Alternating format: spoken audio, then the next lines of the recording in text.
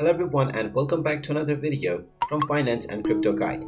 In this video, I'm going to show you how to sign up and create a new account on CoinStats. So let's get started right away.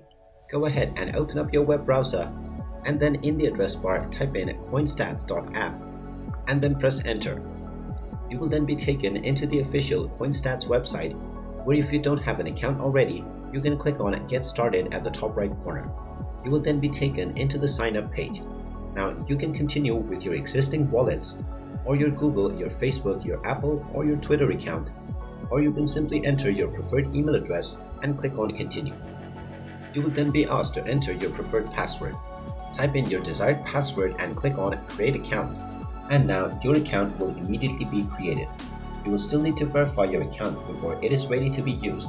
So go ahead and check your inbox of the email address that you just used to sign up for your CoinStats account. Within this email address, you will find an email from CoinStats which will contain a link that you can click on to verify your email address. Just go ahead and click on your link and then your email will successfully be verified.